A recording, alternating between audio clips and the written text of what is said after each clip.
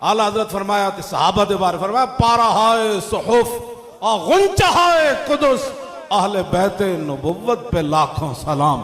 اور صحابہ فرمایا جان سارا نے بدر و احد پر درود. یار اینج بندہ کھڑے ہوئے تے تیر آ رہے ہون انہاں دے بارے کوئی بھونکے اینج تیر آ رہا ہے ابو دجانہ حضور تے جھک گئے. ہر تیر ابو دجانہ نو لگیا لم یتحرک ایک بار بھی اینج نہیں کیتا. اور تو زندگی مسیحیاں صفحہ نہ بچا سکے تو گل صحابہ دے بارے کرنا مسیحیاں دے سپیکر مولوی نہ بچا سکے نماز تراویح نہ بچا سکے تسی حضور دے صحابہ دے بارے گلاں کرنے ہو جنہاں 2 سپر پاوراں توڑ کے اپنے پیراں وچ رون دیتی ہے. جناب